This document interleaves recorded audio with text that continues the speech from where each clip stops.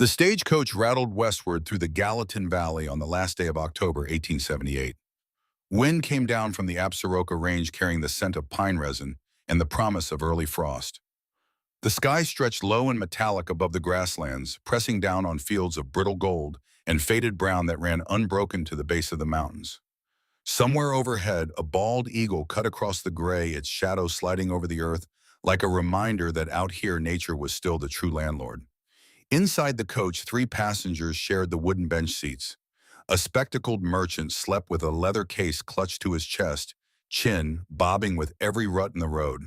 A young priest read a Bible with a calfskin cover, his lips moving silently. And in the farthest corner, a woman sat with a sleeping child on her lap, one hand resting on a small wooden trunk beneath her feet. Her fingers held the edge of that trunk the way a drowning person holds a rope.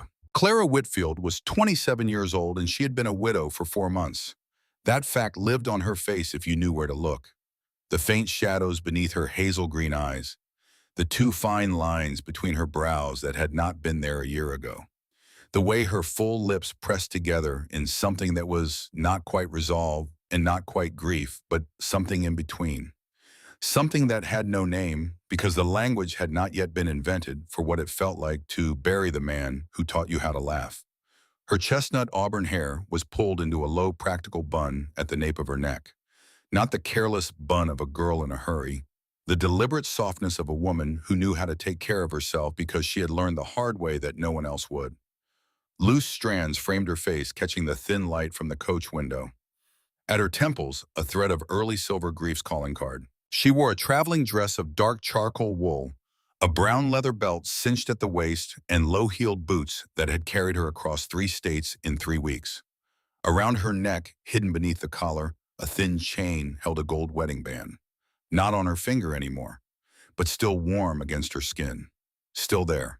On her lap, Rosie Whitfield slept with the deep surrender of a 4-year-old who had cried herself out sometime around noon. Her curls were lighter than her mother's, almost copper red, and her closed eyes hid the wide blue that she had inherited from her father. A homemade rag doll named Bess was tucked under one small arm. When Rosie slept, she looked so much like Leland that Clara sometimes had to turn away. Beneath the bench, a dog lay curled with his muzzle resting on Clara's boot.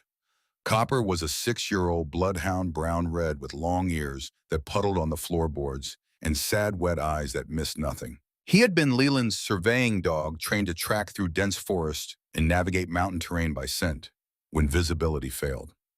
After Leland died, Copper had attached himself to Clara and Rosie with the quiet ferocity of a creature who understood loss in his own wordless way. He rarely barked, but when he did, there was always a reason. The trunk beneath Clara's feet held 3 things. Clothes for 2, enough for 1 season. A leather medicine bag containing glass vials, bundles of dried herbs, rolls of cloth bandage, and surgical needles, the tools of a folk healer. And 4 leather-bound notebooks filled with Leland Whitfield's handwriting, measurements, coordinates, and boundary drawings that someone had killed him for. Clara did not know that last part yet. Not fully, not with the certainty that would come later. But she suspected. And suspicion was enough to make her board a stagecoach to a place she had never seen, to marry a man she had never met, to carry a dead man's secrets into the mountains of Montana territory. She touched the ring beneath her collar, warm from her body heat, still there, still heavy with everything she had lost. The stagecoach lurched over a frozen rut, and Clara closed her eyes. She did not mean to remember. But the smell of pine coming through the window cracks was the same smell that used to cling to Leland's notebooks when he came home each evening, pressed between the pages like bookmarks made of forest. Leland Whitfield had been 31 years old when he died. Sandy hair that fell across his forehead because he had a habit of pushing it back when he was thinking. Blue eyes exactly like Rosie's, narrow shoulders compared to most men in mining country, but steady hands, hands that drew measured, wrote, calculated. He had served as the county land surveyor for Gallatin County, a job that required mathematics patience and the willingness to walk 10 miles a day through mountain terrain with a compass in one hand and a notebook in the other. Clara remembered the last morning. Leland had kissed Rosie's forehead while the child still slept the way he did every morning, bending over the small bed with that careful tenderness that big feelings forced into small gestures. Then he turned to Clara, who stood in the kitchen doorway, grinding valerian root for a sleeping tincture, her apron dusted with herb powder, her hands smelling of earth and medicine. He said words she would remember for the rest of her life because they were the last words she would ever hear in his voice. Clara, the 4 leather notebooks in my desk drawer. If anything happens to me, you take them. Don't give them to anyone. Not the county office, not the bank, not anyone who wears a badge. You understand? She had laughed. She thought he was being dramatic. Leland was always careful to the point of excess. He checked the door lock 3 times before bed. He kept copies of every document. She thought this was simply more of the same. You're just going to survey the North Pass, she had said, smiling, wiping valerian dust on her apron. You'll be back for supper. He was not back for supper. Copper came home first. The dog burst through the tree line in the late afternoon, barking, without stopping, drool streaking his muzzle, his brown eyes wild with a terror that Clara had never seen in him before. She knew immediately something was wrong because Copper never left Leland's side unless forced. She ran after the dog, but Copper led her only to the forest edge and then stopped barking into the darkness, refusing to go further, as though the trail he had followed ended in something he could not bear to revisit. The search party went out at dawn. They found Leland at the base of Granger Pass, broken neck, one side of his face bruised purple and black, his field notebook still clutched in his hand. His horse Dusty was found 2 days later in the next valley, still saddled-eyed, eyes rolling with lingering panic. The official report said he was thrown from his horse, spooked by a bear or wolves. A tragic accident. Clara accepted her husband's body in his best clothes laid in a pine coffin built by the local carpenter. She did not cry at the funeral, not because she did not grieve, because grief had exceeded her body's capacity for tears, the way a river exceeds its banks during a flood, and everything beyond the edge simply goes numb. 3 weeks after the funeral, 2 things happened on the same day. First, Clara opened Leland's desk drawer and found the 4 leather notebooks, hundreds of pages of survey records, numbers, coordinates, boundary drawings. And in the margins, written in red ink, the ink Leland reserved only for important annotations, does not match county record. Boundary shifted 40 rods east. Original deed shows different acreage. Leland had found something wrong. Something systematic. Second, that night, Copper erupted in furious barking at 2 in the morning. Clara looked through the bedroom window and saw a lantern moving around the work shed behind the house, the shed where Leland had kept his office. By morning, the shed door had been pried open and every drawer in Leland's desk had been ransacked. Someone was looking for the notebooks. Clara remembered Leland's words. Not anyone who wears a badge. She did not go to the sheriff. She took the notebooks, packed them into the trunk with clothes for herself and Rosie, and began looking for a way out. But where could she go? Her mother had died of typhoid when Clara was 14, sweeping through the mining camp in Pennsylvania like a scythe. Her father, a coal miner, died of black lung when she was 18. Clara had learned herbal medicine from her mother before she lost her. Martha Brennan had been a folk healer in the mining camps, treating injured miners when doctors were too far or too expensive. Clara inherited that knowledge and expanded it. She could identify over 200 medicinal plants. She could stop bleeding suture wounds, set broken bones, deliver babies. She had practiced in Cheyenne selling tinctures, dressing wounds, delivering children for women too poor for a physician. But after Leland died, her customers drifted away. Bad luck, they whispered. People avoided a young widow the way they avoided plague houses. Her savings drained. Her rent came due. Winter approached and a 4-year-old child needed a roof. Then she saw the advertisement in the Cheyenne Daily Leader. 3 brothers established Mountain Homestead, Elk Ridge, Montana Territory, seeking a wife of good character, willing to endure frontier hardship. Widow with children welcome. Write to S. Hargrove, care of Elk Ridge Post Office. 2 words changed everything. Widow welcome. Most advertisements sought maidens, untouched girls with no baggage and no past. Who wanted a widow with a small child, a bloodhound, and a trunk full of secrets, Clara wrote.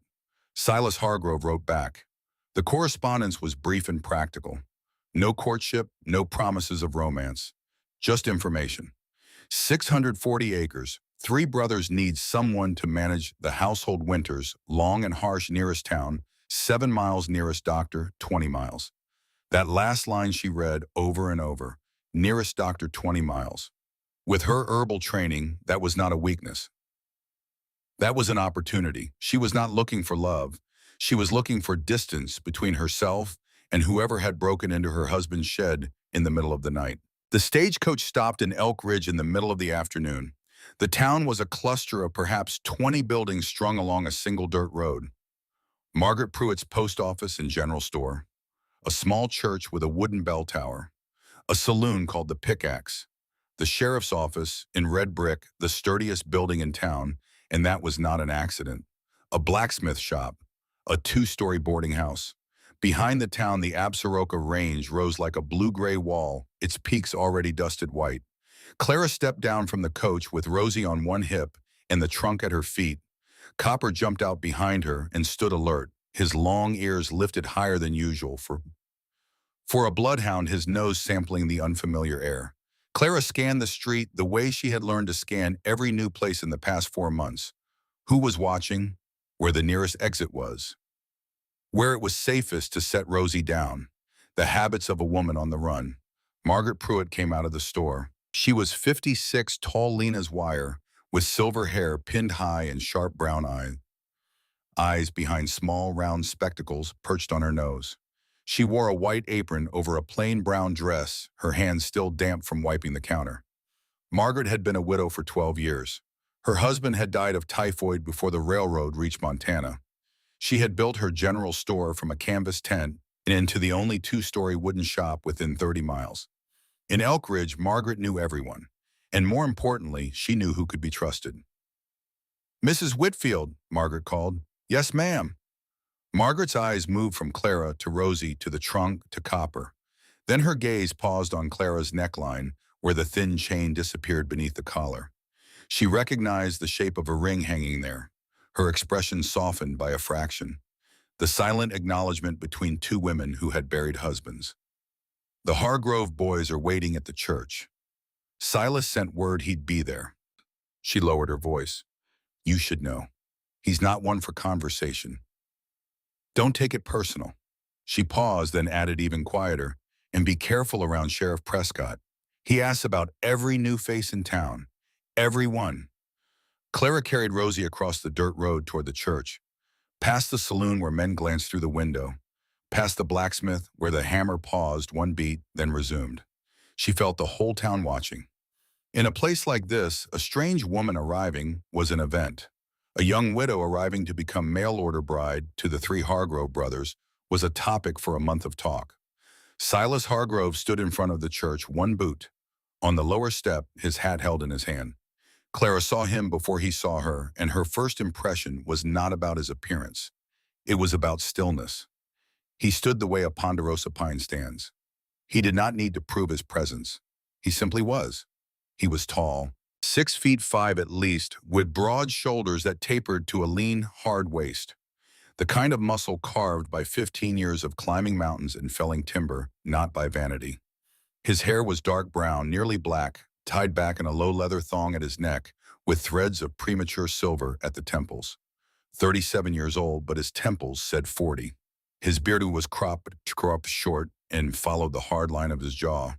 A long-heeled scar ran the length of his left forearm, rope burn from hauling timber. When Clara reached speaking distance, his eyes found her. Steel gray, steady assessing. Not cold, not warm. The look of a man evaluating a horse before purchase. Looking for endurance, not beauty. Then his gaze dropped to Copper, and for the first time Clara detected a reaction. A tightening around his eyes. He recognized the breed. Bloodhound, a surveyor's dog.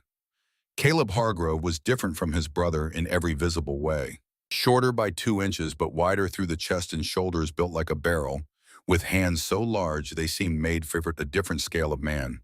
His hair was auburn red and unruly, curling past his ears.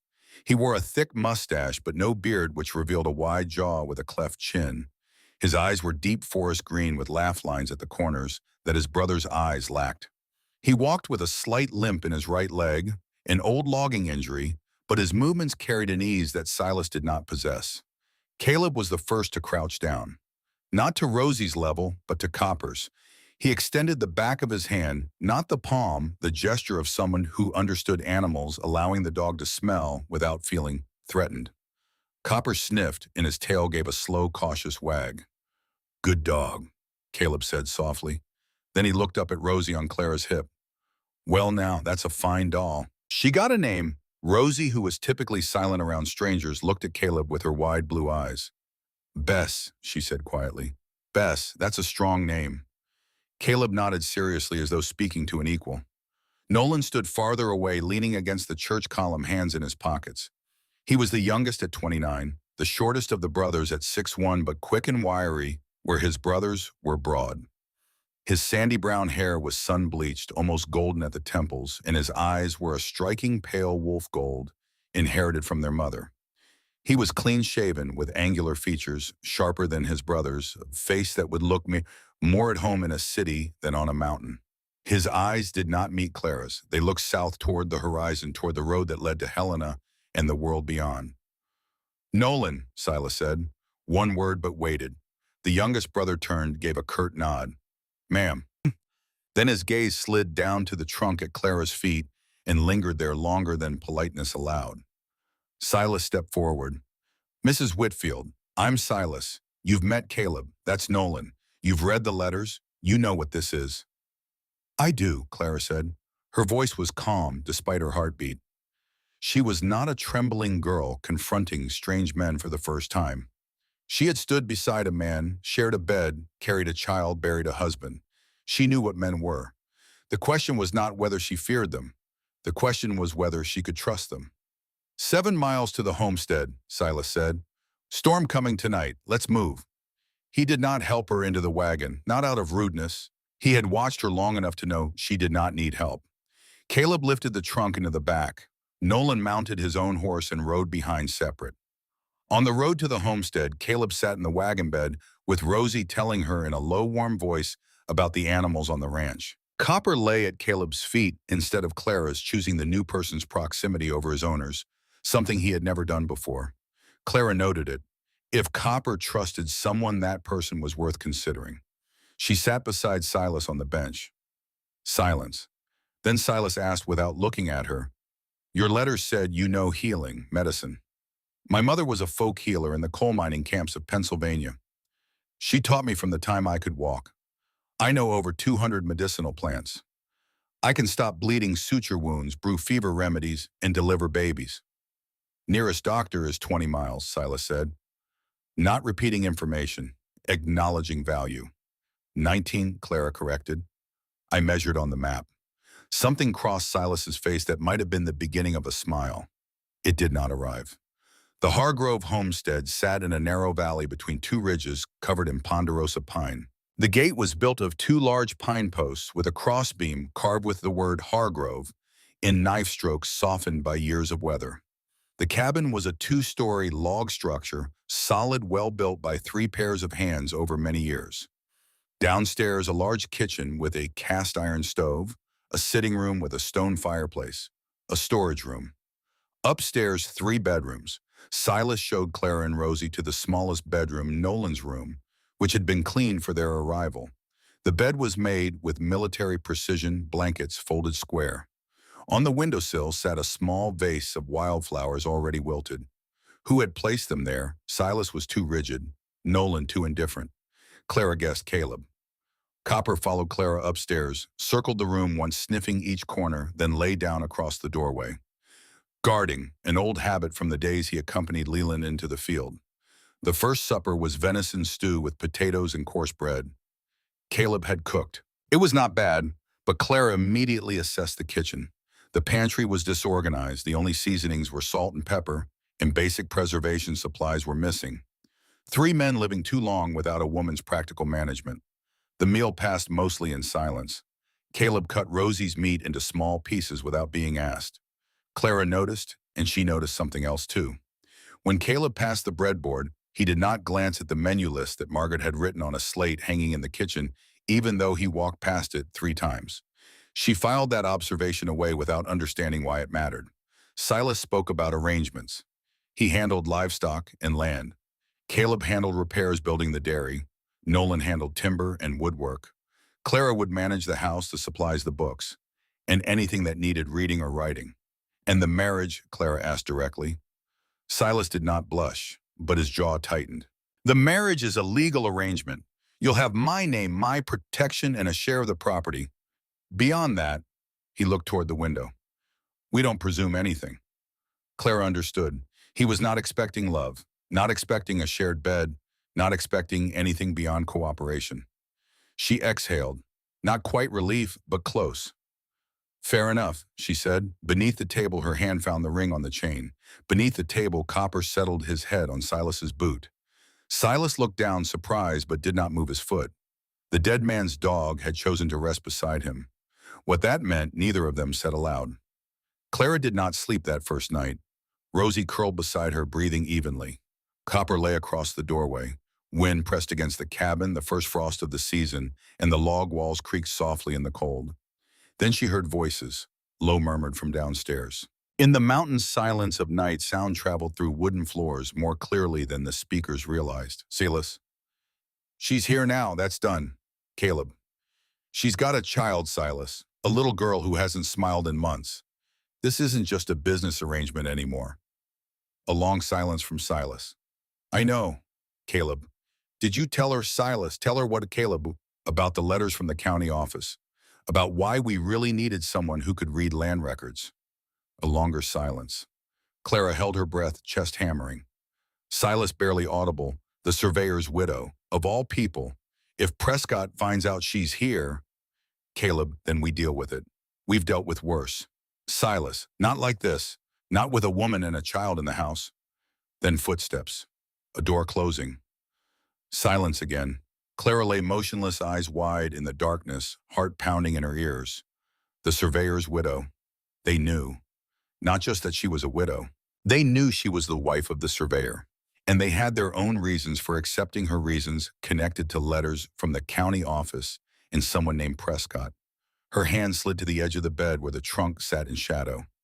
Inside, Leland's 4 leather notebooks waited, filled with secrets she still did not fully understand. The first week at the Hargrove homestead passed in rhythms that Clara slowly learned to follow. She took over the kitchen, not by announcement, but by action. On the second morning, she rose early, lit the stove, and cooked oat porridge with wild honey that Caleb had harvested. When Silas walked into the kitchen, he paused at the doorway for one beat, the warmth and smell reaching him. He said nothing, but he ate 2 bowls instead of 1. On the 4th day, Clara explored the land around the homestead with Copper at her side. Along the eastern creek, she found what she was looking for, wild peppermint, golden seal root yarrow. Her eyes lit up for the first time since arriving. She gathered and dried the herbs, hanging bundles from the kitchen rafters. The scent of peppermint and dried earth filled the cabin. The smell of a healer's house. The smell of her mother's kitchen in Pennsylvania. Caleb noticed. What are those for? Clara explained. Peppermint for stomach ailments. Yarrow for stopping blood. Golden seal for infection. Caleb nodded slowly, impressed not by the knowledge, but by the confidence with which she delivered it. It was during the second week that Clara witnessed something that would quietly reshape the household. Caleb was feeding the horses in the barn when Rosie appeared at the doorway, clutching Bess, watching. The child wanted to come closer but did not move. Her small feet stayed pressed together, her blue eyes wide and fixed on the large brown horse chewing hay inside. Caleb noticed. He stopped, sat down on a hay bale, and said gently, "You're scared of horses." Rosie nodded. "This horse is named Juniper. She's scared of mice." Caleb said it casually, as though a horse being scared of mice were the most ordinary thing in the world. Every time a mouse runs through the barn, Juniper jumps like she's been stung. Big horse like that scared of a tiny mouse. Rosie did not laugh, but something in her eyes softened. "Papa rode a horse called Dusty," Rosie said, the longest sentence she had spoken in weeks. Dusty was bad. Caleb did not ask what she meant. He understood. The horse threw her father. In Rosie's 4-year-old mind, horse equaled losing, papa equaled danger, equaled bad. Dusty wasn't bad, Caleb said slowly. Dusty was scared, like Juniper is scared of mice. Sometimes horses get scared of something and do something foolish. Not because they're bad, because they're afraid. Rosie looked at Caleb for a long time. Then she looked at Juniper. The brown horse chewed hay peacefully, her large eyes soft, her long lashes blinking slowly. She did not look like something to fear. "Want to give Juniper a carrot?" Caleb asked. "You don't have to touch her. Just set the carrot on the hay bale and step back. She'll come to you." Rosie hesitated, then nodded. She set Bess down, picked up the carrot Caleb offered, placed it on the hay bale, and stepped back 3 paces. Juniper walked forward, sniffed and bit the carrot with a satisfying crunch. Rosie did not run. She stood still, eyes wide, watching the horse chew. "She likes you," Caleb said, and Rosie smiled. It was the first smile Clara had seen on her daughter's face since Leland's funeral. Clara stood at the barn door. She had been there the whole time but had not stepped inside. She saw everything, and she saw something more. When Rosie picked up a scrap of paper from the barn floor, a feed invoice, and held it up to Caleb, asking, "What does this say?" Caleb's face changed, quickly, almost invisibly, but Clara saw it. Shame. "Oh, my eyes are bad," Caleb said, his voice still gentle but slightly forced. "You read it for me. Hay." Rosie sounded out the letters slowly, the letters Leland had taught her by tracing them on his maps. "Hey, that means dried grass." "That's right," Caleb grinned. "Smart girl." Clara backed away from the doorway without being seen. Her heart ached, not from sadness, from seeing 2 things at once: her daughter beginning to live again, and a 33-year-old man hiding his deepest shame behind the words, "My eyes are bad." Caleb Hargrove could not read, and Rosie Whitfield, the 4-year-old daughter of a surveyor, had just become his teacher, without either of them knowing it. Later that same week, on a gray afternoon with the first snowflakes drifting past the kitchen window, Clara opened the 3rd notebook on the kitchen table. She had intended to review Leland's records more carefully, comparing his survey notes against the ranch accounts she was now managing. Rosie sat on her lap. Copper lay under the table. Page 47, a boundary drawing with careful black ink annotations, coordinates, reference markers, and in the right margin, in red ink, Hargrove, 640 acres. Reclassified. County record shows 480. Boundary shifted 12 rods north. Original deed does not match current survey. See Prescott filing June 1877. Clara read it twice, 3 times. Her heart hammered. Hargrove, the name on the gate of the ranch where she was sitting. Leland had surveyed this land. Leland had discovered that someone named Prescott had changed the boundaries in the county records, stealing 160 acres from the Hargrove family. And it was not the only case. Turning the pages, she found dozens of other names: Morgan, 320 acres, reclassified to 240, Bell, 160 to 80, Thompson, Greer, Dawson. Her hands trembled. She gently set Rosie down and closed the notebook. That evening, after Rosie was asleep, Clara carried the 3rd notebook downstairs and placed it open on the kitchen table before the 3 brothers. Silas sat by the stove reading something. Caleb oiled tools. Nolan stared into the fire, his wolf gold eyes reflecting the flames. "We need to talk," Clara said. Silas looked at the open page. He did not appear surprised. His steel gray eyes lifted to Clara, and for the first time she saw something in them beyond reserve. She saw fear. Not fear of her. Fear for her. "You read them," he said, not a question. "You knew," Clara replied, also not a question. Silas stood, crossed to the wooden cabinet beside the fireplace, opened the bottom drawer, and removed a letter. He placed it before Clara. The letter was dated January 1878, sent from L. Whitfield County Surveyor to S. Hargrove, Elk Ridge. It read, "Mr. Hargrove, during routine survey of the northern Elk Ridge parcels, I discovered significant discrepancies between your original deed filings and the current county records. Approximately 160 acres of your property appear to have been reclassified without your knowledge or consent. I am documenting this and will include it in my formal report to the County Commission. I recommend you retain your original deed documents. L. Whitfield." Clara read the letter twice. Her fingers gripped the paper until it wrinkled. "Leland wrote to you," she said, her voice low. "He warned you. 3 months before he died, I wrote back asking for details. Never got a reply." Silas paused. "Then I heard what happened on the pass. Horse accident, they said." "You didn't believe it." A surveyor who rides that pass every week doesn't get thrown by his own horse. Heavy silence. That's why you placed the advertisement, Clara asked. That's why you wanted a wife who could read land records. Silas looked at her directly. His jaw worked clenching and releasing. I wanted someone who had reason to care as much as we do. You wanted me. I wanted the surveyor's widow. Yes. Anger rose in Clara. White hot, unexpected. He had used her. He had known from the beginning. This marriage was not a convenient arrangement. It was a strategy. You didn't mention any of this in your letters, she said, her voice hardening. Would you have come if I had? The question hung in the air. Clara wanted to say no, but she remembered the rented room in Cheyenne, the footsteps outside her window, the ransacked desk, the money running out, the school that would not hire her back, winter coming and a 4-year-old who needed a roof. Maybe I would have come anyway, she said finally. Not for you, because there was nowhere else to go. Then she asked, who is Prescott? The brothers told her. Wade Prescott, sheriff of Elk Ridge for 12 years. Elected, re-elected, elected again. He had served in the military in the same unit as their father Ezra Hargrove during the Indian Wars in the early 1860s. They had been brothers in arms. When Ezra settled in Elk Ridge, Prescott had helped his old friend file the original deed paperwork. A friend.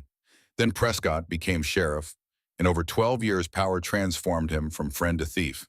After Ezra died 3 years ago in a logging accident, Prescott grew bolder. New survey filings appeared in the county office showing Hargrove land at 480 acres instead of 640. The brothers showed their deed. The county said it was outdated. They wrote to Helena. No reply. Then Leland Whitfield's letter arrived.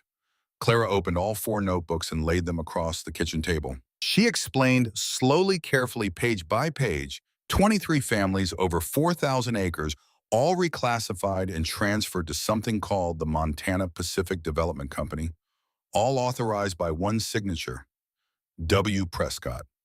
Copper stood up beneath the table ears, lifted nose pointing toward the window. A low growl rumbled in his chest. Everyone looked toward the window. Darkness. But on the eastern hill, if you looked carefully, a small orange glow. The ember of a cigarette burning in the night. Someone watching. Later that night, Clara lay awake beside Rosie. The cabin groaned in the wind. Her mind churned with everything she had learned. And without intending to, she began comparing. Leland and Silas. 2 men who could not have been more different. Leland talked, not idly but meaningfully. He told Clara about cumulus clouds, about measuring angles with a compass, about why the Missouri River bent at certain points. He asked her about the books she read, the lessons she taught her dreams from the night before. He filled silence with curiosity. Silas was silence made visible. He did not ask. He observed. When he spoke, each word had a target and a weight and nothing wasted. He did not fill silence. He lived inside it. One evening, Clara was washing dishes when a plate slipped from her wet fingers and shattered on the floor. She bent to pick up the pieces, and because she was tired, because her guard was down, she whispered without thinking, Leland, I broke another one. She froze. She had spoken his name. Here, in Silas's kitchen. Silas was standing in the doorway. He had heard. Clara knew because when she looked up, his gray eyes were watching her. Not judging, not hurt, just knowing. I'll get the broom, he said. He swept the broken pieces. Then he left. He did not ask who Leland was. He already knew. And he gave her something she needed more than any words of comfort, permission to remember without apologizing. That night she lay in the dark and thought, I feel safe here for the first time in 4 months. And that terrifies me because safe means letting go. And letting go means accepting that Leland is truly gone. Her fingers found the ring on the chain. Still warm, still there. Not yet, she thought. Not yet. At the end of the 3rd week, Clara rode into Elk Ridge with Caleb to buy supplies from Margaret's store. Copper came along tied to the hitching post outside the shop. Clara was inside discussing flower prices with Margaret when the door of the sheriff's office at the end of the street opened. Wade Prescott stepped out. He was tall, lean, silver-haired beneath a clean black hat. His tin star caught the afternoon light. He walked the length of the street with a slow, deliberate stride, the rhythm of a man who owned every inch of ground beneath his feet. Prescott stopped in front of Margaret's store. He looked down. Copper sat at the hitching post, long ears hanging, brown eyes gazing up at the man. A bloodhound, not a common breed in Montana ranch country, not a farmer's dog, a surveyor's dog. Prescott's eyes narrowed. He looked at the dog for a very long time. Then he looked through the store window at Clara, who stood with her back to the street, talking to Margaret. He did not enter. He did not speak. He turned and walked back to his office, his pace slower than before. The pace of a man who had just found something he had been looking for. Margaret noticed through the glass. She turned to Clara, her voice low. He stopped and looked at your dog. For a long time. Clara's face went white. Copper. Prescott knew Leland Whitfield. He knew Leland's distinctive bloodhound. Now he knew the surveyor's widow was in Elk Ridge. Her cover had broken. On the ride back to the homestead, Clara sat beside Caleb in silence, Copper at her feet. Rosie asleep in the wagon bed wrapped in a blanket. The mountains darkened against the sky. Snow began to fall thin and soft, the first of the season. Clara's hand found the ring beneath her collar. She held it tight. And for the first time since arriving in Montana, she was not sure whether the distance she had traveled was enough, whether any distance would ever be enough.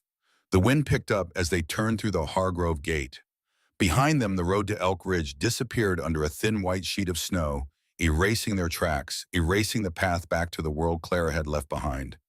Ahead, the cabin lights glowed through the gathering dark. Smoke rose from the chimney. Inside, Silas would be stoking the fire. Nolan would be carving wood in the corner, his wolf gold eyes restless. And somewhere in that house, 4 leather notebooks held the truth about why Leland Whitfield had died on Granger Pass. The truth that a sheriff with a badge and a smile had been stealing land from his neighbors for 12 years. The truth that Leland had written down in careful red ink. The truth that someone had killed him for. And now that truth sat in a wooden trunk beneath Clara Whitfield's bed, waiting for the woman who carried it to decide what she was going to do about it. November came to Elk Ridge like a slow, closing fist. Frost claimed the morning's first, whitening the grass before dawn and turning breath to smoke the moment anyone stepped outside.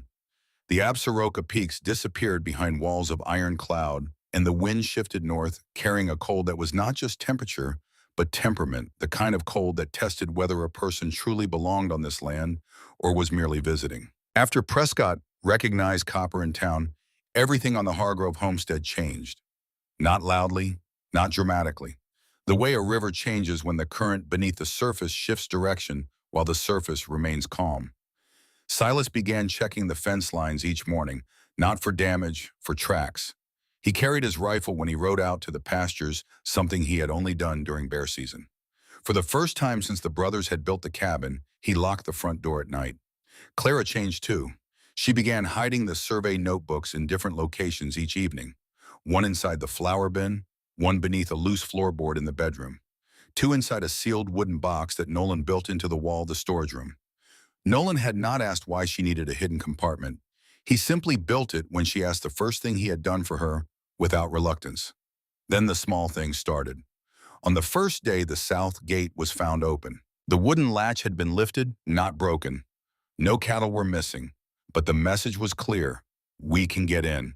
On the 3rd day, the horse reins in the barn were cut cleanly with a sharp blade. Not mice, not wear. A deliberate act of sabotage disguised as nuisance. On the 5th day, Margaret Pruitt sent a note folded inside a supply delivery. Clara, Sheriff Prescott asked about you at the store, asked where you came from, what luggage you brought, whether you carried anything heavy. I told him I didn't know. Be careful. Clara burned the note in the kitchen stove. Copper lay at her feet, muzzle on the floor, eyes open, tracking every shadow that moved past the window. In the middle of November, the accident happened. Caleb and Nolan were hauling timber from the western forest. The ranch needed at least 10 cords of firewood for the 3 coldest months, and the work was relentless. Silas was in the eastern pasture, moving the cattle closer to the homestead before the deep cold set in. Clara was in the kitchen grinding echinacea root when she heard the shout. Not a shout of surprise, a shout for help. Nolan's voice distorted by distance and wind carrying across the valley like the cry of a wounded animal. Copper was on his feet before Clara, ears up, body rigid, and then running. Clara grabbed the leather medicine bag that hung beside the stove, the bag she never let leave her side because 20 years of living near coal mine accidents had taught her that emergencies did not wait for preparation, and ran after the dog. They found the scene half a mile from the cabin. The timber wagon sat tilted on a slope, one rope snapped.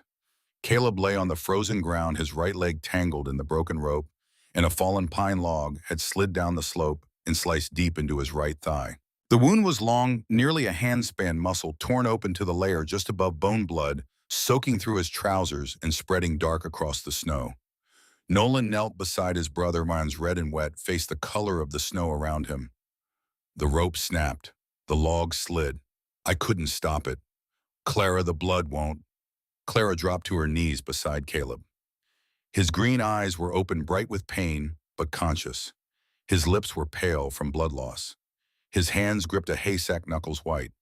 She assessed in seconds, not thinking but reacting. 20 years of knowledge surging forward like a reflex. The blood flowed steadily, dark red, not spurting, not bright arterial red. Good. No severed artery.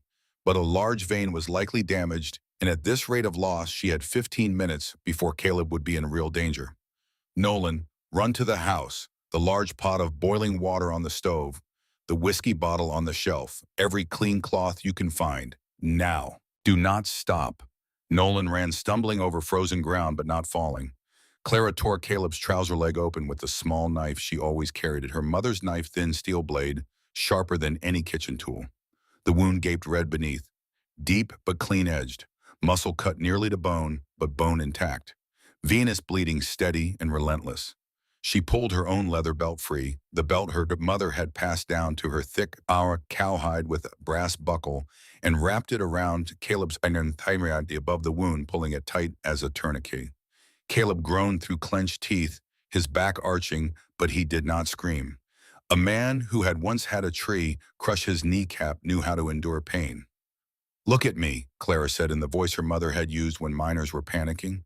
The voice of control, the voice that told the rational part of a suffering mind that someone here knew what they were doing. Look at my eyes. Breathe through your nose, out through your mouth, slow. Caleb looked at her, green eyes wet but focused, trusting. Copper crawled forward and laid his long muzzle on Caleb's shoulder, the warm weight of presence.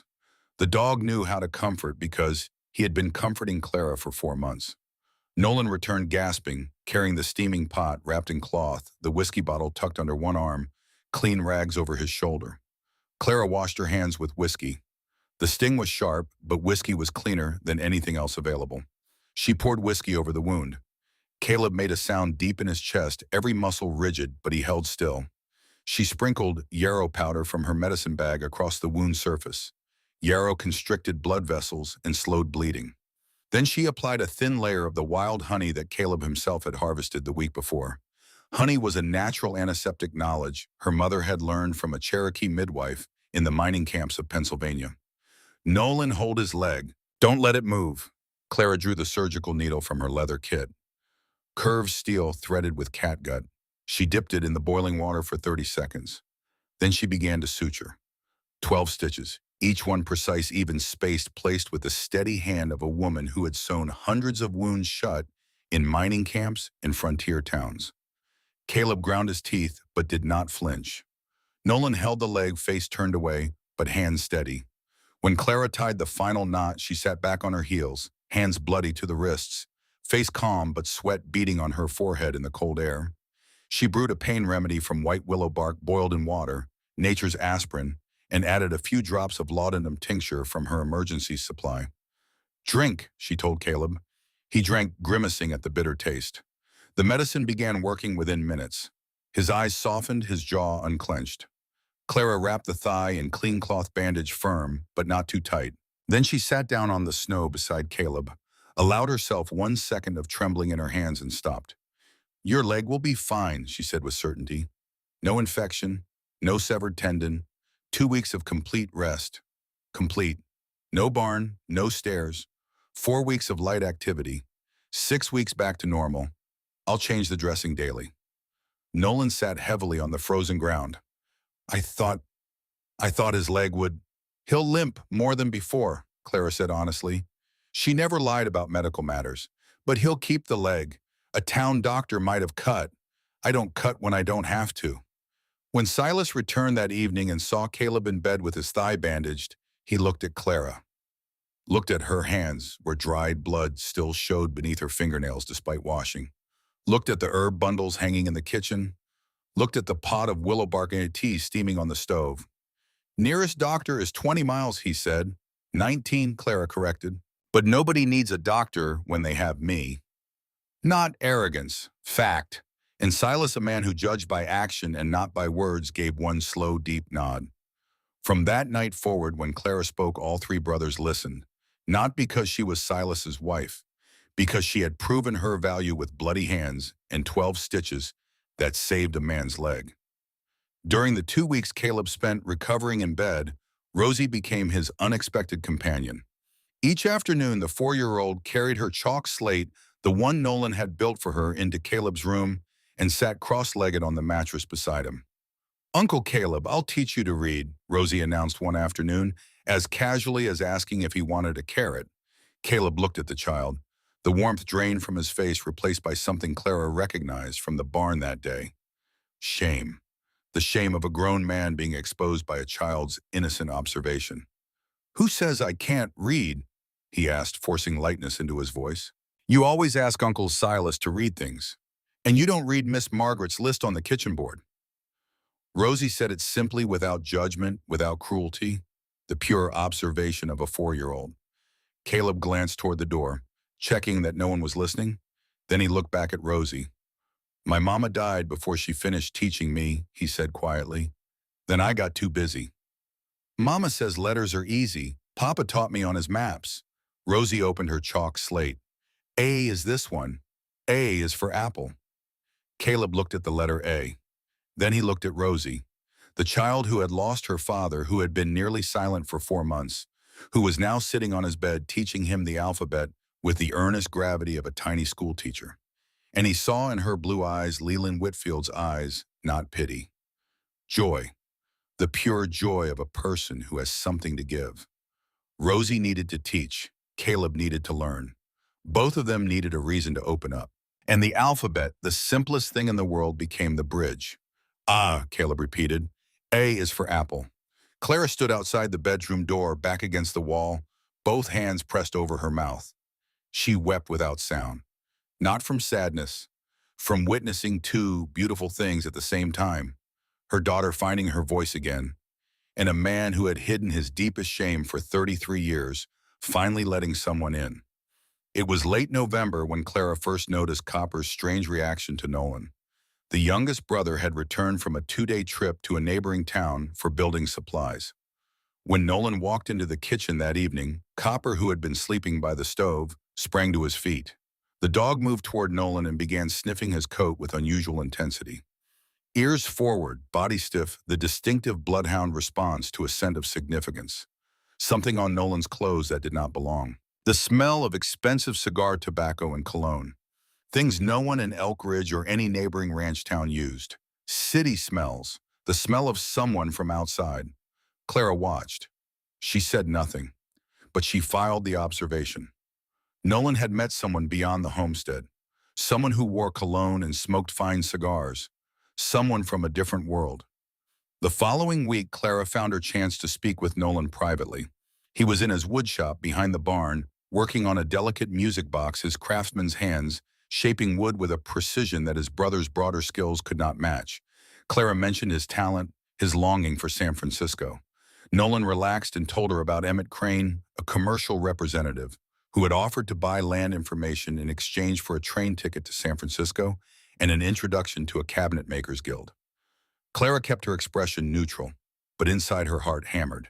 Emmett Crane, Montana Pacific Development Company. The name in Leland's notebooks.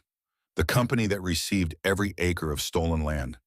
Nolan had been providing detailed information about the Hargrove homestead to the very company that served as Prescott's front.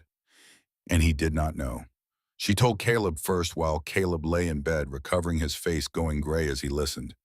"He doesn't know," Caleb said. "He just wants to leave." But Silas discovered the truth on his own. Copper the dog, who could not lie, growled softly every time Nolan wore the coat he had taken on his trips. Silas had noticed the dog's reaction for days. One night while Nolan slept, Silas checked the coat pockets and found a draft letter describing the homestead's boundaries, water access, and legal vulnerabilities addressed to Emmett Crane at Montana Pacific Development Company. The confrontation came in the woodshop on a cold afternoon with the sky the color of lead. Silas arrived first. When Clara and Caleb, leaning on a walking stick, reached the doorway, the two brothers were already standing face to face. "You've been writing to them," Silas said. His voice was flat, the flatness of a lake before a storm. Nolan did not flinch, shoulders straight, chin raised. "Yes." "You told them about the deed, about the registration gap?" "Yes." "Do you know that Montana Pacific is Prescott?" Silas stepped forward 4 inches taller, every muscle coiled. "Prescott had her husband killed." He gestured toward Clara.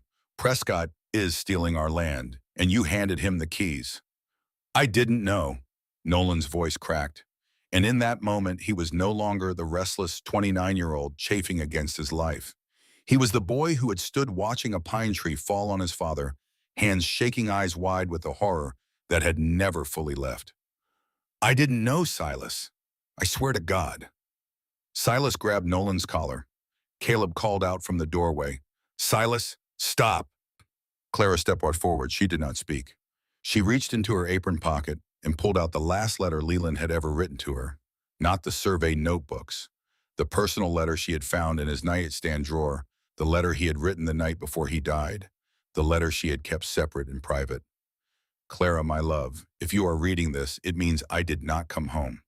Don't be angry. Don't be afraid. Keep the notebook safe and find somewhere safe for our girl. The only thing I regret is not telling you sooner. I thought I was protecting you by keeping secrets, but secrets don't protect anyone. They only isolate. Trust the people who deserve it. Family isn't blood. Family is the people who choose to stay when everything gets hardest. Love you always, Leland." Clara held the letter out to Nolan. "Read it," she said. Nolan looked at the paper. His wolf gold eyes scanned the words. He could read, unlike Caleb Nolan had learned before their mother died. He read Leland's letter slowly, and when he reached the line about family being the people who choose to stay, his voice caught. He folded the letter, handed it back. "I'll fix this," Nolan said. "Whatever it takes." Silas looked at his youngest brother. The grip on Nolan's collar loosened. He did not forgive. Not yet. But he gave one nod. Clara explained the plan. Nolan would write another letter to Crane requesting official company registration documents, banking details, proof that Montana Pacific was legitimate. If Crane responded, they would have evidence linking the company to Prescott's operation. Turn the mistake into a weapon. The first week of December brought Prescott himself to the homestead gate. 3 riders appeared on the frozen road. Prescott in front on a black horse, silver hair. Neat beneath his black hat, tin star, catching the weak winter sun. Behind him, Virgil Dawson, the deputy, a large man with a black beard and small watchful eyes. A third rider, younger, hand resting on his holster. Copper launched off the porch barking. Not the warning bark of a startled dog. The accusation bark. Deep, relentless, the sound of a bloodhound who recognized a scent and was telling the world exactly what he thought of it. Prescott looked down at Copper. "Good dog," he said. "Looks familiar." Silas appeared at the front door, rifle not in hand but within reach, just inside. "Sheriff, Hargrove, I hear you took a wife, a widow from Cheyenne. Mrs. Whitfield, is it?" Prescott smiled, the smile that never reached his eyes. "Funny thing, her late husband used to work around here. Fine surveyor. Tragic about that accident." Clara stood behind the kitchen door, one hand gripping Rosie's shoulder, hearing every word. Prescott's voice was warm, polished, and entirely terrifying because he wanted her to know that he knew. Prescott produced a paper, a search warrant for stolen county materials. Silas refused. "A warrant signed by yourself is not a warrant." "You're right," Prescott said pleasantly. "I'll be back with better paper." He turned his horse, then paused and spoke over his shoulder. "By the way, winter is hard out here. Roads freeze, doctors far away. I do hope nobody in your family gets hurt." The threat wrapped in concern. Clara held Rosie tighter. The blizzard arrived the week before Christmas. 3 days of wind and white, snow fell sideways, erasing fence lines and burying the gravel drive within hours. The temperature dropped to a point where water froze in the kitchen bucket overnight. Silas and Nolan took turns checking the livestock rope from the porch rail to the barn door so they would not lose their way in the whiteout. Caleb, his leg nearly healed, but still too weak for deep snow, kept the stove burning and repaired tools indoors. Clara cooked without stopping. Bone broth with potatoes, bean soup with salt pork. A pot on the stove 24 hours a day, so that whoever stumbled back inside from the storm had something hot immediately. She brewed ginger tea continuously because ginger fought cold from the inside out, another lesson from her mother. Rosie was afraid of the storm. She sat in Clara's lap with her hands over her ears when the wind screamed, eyes squeezed shut. Copper lay beside them, his large, warm body pressed against the child.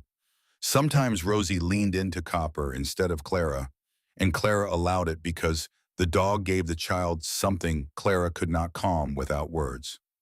On the second night, when Nolan and Caleb were sleeping in shifts, Clara and Silas sat up together to tend the fire. The blizzard howled outside. Inside, the flames threw shifting light across the log walls, and the distance between the two of them on the wooden bench slowly narrowed, not because either moved, but because the cold pressed bodies toward warmth. Silas spoke unexpectedly. My father and Prescott served together in the army. They were friends, brothers in arms. Prescott helped my father file the original deed when we settled here in 1854. He paused. 10 years later, Prescott became sheriff, and he started stealing from his friend. Clara watched the fire. Betrayal hurts more when it comes from someone you trusted. You know that, Silas said, not a question. My husband trusted the legal system. He thought that if he recorded the truth accurately, followed the correct procedures, the truth would be protected. She looked into the flames. The system killed him. Silence. Then Silas said something that made Clara's chest tighten. Leland Whitfield was a brave man. It was the first time Silas had used Leland's name. Not your husband, not the surveyor. His name. He would have liked this place, Clara said, and the words came before she could stop them, flowing from a well she had kept sealed. He drew a map of Montana territory on our kitchen wall in Cheyenne. For Rosie, he marked every place he surveyed with a little star. She smiled, and the smile did not hurt. He made porridge every morning, burned it every time, but he kept trying because he said a husband should feed his wife at least one meal. Silas listened. He did not show jealousy. He did not shift uncomfortably. He listened the way a person listens to a story about someone who deserved to be remembered. He sounds like a good man, Silas said, plainly, sincerely. He was. Clara swallowed. And he deserved better than dying on a mountain pass for doing his job. Silas looked at her. Firelight moved through his gray eyes, and Clara saw for one brief moment something soft in the man of stone. Not weakness. The hollow place where armor did not reach, where the human being beneath the granite showed through for just an instant. Then let's make sure his work wasn't for nothing, Silas said. It was a promise. Not romantic, not courtship. A promise between two people who had lost and who had decided to stand up anyway. That night, lying in bed while the blizzard raged, Clara felt something she had been dreading more than any threat from Prescott. She felt the first stirring of safety, of trust, of warmth that was not from the fire but from the presence of a man who had spoken her dead husband's name with respect and had meant it. And immediately guilt crashed in like a wave. She touched the ring on the chain, Leland's ring, still warm, still there. And she thought, if I let myself feel safe, I will start to let go. And letting go means accepting that Leland is truly gone, that he is not coming back, that the ring on this chain is not a connection, but a chain itself, and I am not ready to break it. She thought about leaving. The idea surfaced like a creature from deep water, sudden and cold. She could take Rosie and Copper and board the next stagecoach east, leave the notebooks on the kitchen table for Silas to deal with. Walk away from Prescott and the land fraud and the Hargrove brothers in the cabin that was beginning to feel too much like home. She could go back to Cheyenne and be a widow in a rented room again. At least she would not be betraying Leland's memory by feeling things for another man in another man's house. She was still considering it at dawn when Rosie stirred beside her, murmuring in sleep, and said, "Uncle Caleb, N is for Nolan. The child was practicing the alphabet in her dreams, the letters Caleb was learning, the bridge between a man who could not read and a girl who needed to teach. Clara closed her eyes. She was not leaving. Not because of Silas, not because of the notebooks, because her daughter had started to live again in this place, and taking that away would be a cruelty worse than anything Prescott could do. But the guilt did not leave. It settled into her bones like the cold, and she carried it through the weeks that followed a second wait alongside the ring on the chain. The arrest came in early January, 2 weeks before the Land Commission meeting. Virgil Dawson rode to the homestead with 2 deputies on a morning when ice glazed every surface and the road was a ribbon of frozen mud. He did not stop at the gate this time. He dismounted, walked to the front door, and announced a new search warrant. This one, he claimed, signed by a federal judge in Helena. Silas blocked the door. Clara stood behind it with Rosie the notebooks already hidden in the sealed compartment Nolan had built. When Dawson tried to push past Silas, Caleb stepped forward. He was walking again, leaning on a stick, his legs still weak. He placed his palm flat against Dawson's chest and pushed the deputy back. Not a punch, not an attack. The instinctive gesture of a man protecting his family from an intruder. Dawson stumbled back 2 steps and smiled. That smile, the smile of a man who had gotten exactly what he came for. Clara would remember it for the rest of her life. "Assault on a law officer," Dawson said loudly, turning to the 2 deputies. "You both witnessed that." The younger deputy nodded eagerly. The older one looked away but nodded too. 2 witnesses, staged from the start. "Caleb Hargrove, you're under arrest." They put him in handcuffs. The metallic click echoed in the frozen air. Copper erupted in barking, lunging against his rope.